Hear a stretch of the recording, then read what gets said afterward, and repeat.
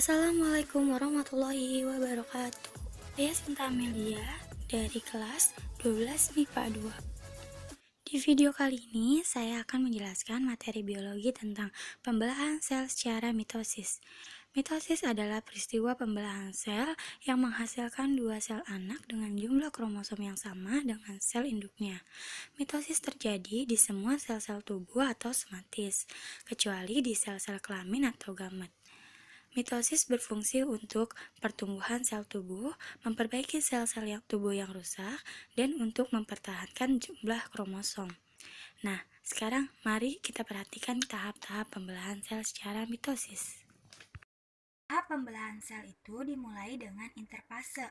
Interfase merupakan tahap paling lama dari siklus pembelahan sel.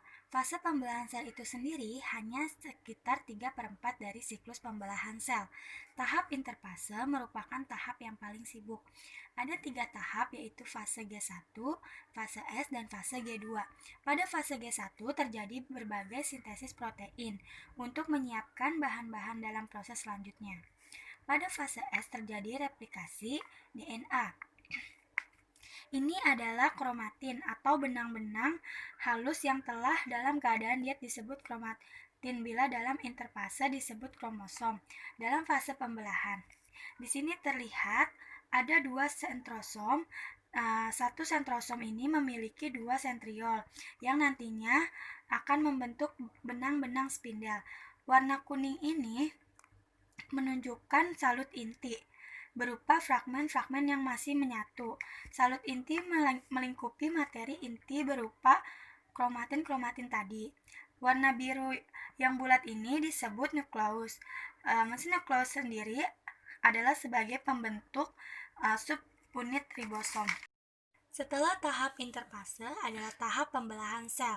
Fase pembelahan sel secara mitosis yang pertama adalah profase awal. Dalam fase ini, salut inti mulai melebur menjadi fragmen-fragmen dan nukleus sudah tidak tampak lagi.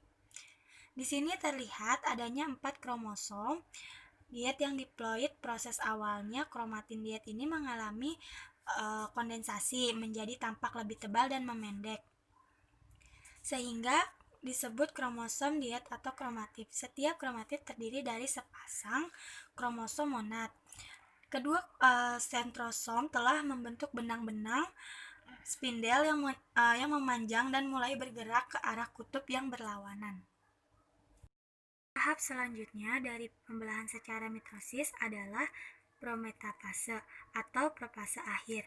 Di sini membran nukleus benar-benar melebur menjadi fragmen-fragmen terpisah di dalam sel. Kedua sentrosom posisinya telah berada di kutub yang berlawanan, dan benang-benang spindel itulah mengikat kromosom diet untuk ditarik menuju ke bidang ekuator.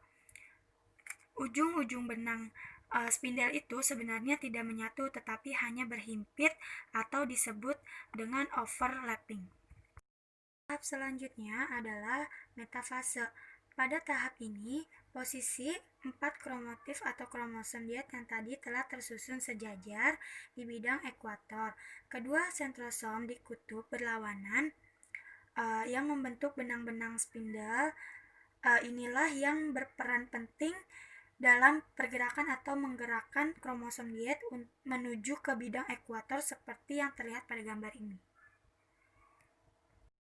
Tahap metafase selanjutnya adalah tahap anafase.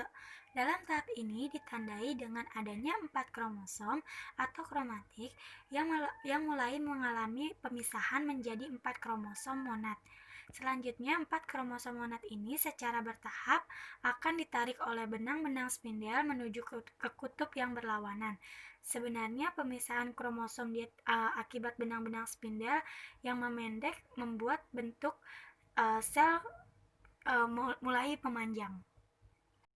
Tahap yang terakhir adalah telopase yang diiringi oleh pembagian sitoplasma, disebut dengan sitokinesis. Kromosom-kromosom monad dengan sentrosom telah berada di kutub yang berlawanan. Fragmen salut inti pada masing-masing wilayah kutub mulai dirangkai kembali.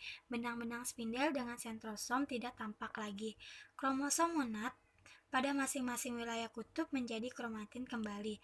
Ada filamin aktin dan meson pada pertengahan sel yang muncul, sehingga nantinya akan membagi sitoplasma sel menjadi 2 sel anak. Sekian video dari saya. Wassalamualaikum warahmatullahi wabarakatuh.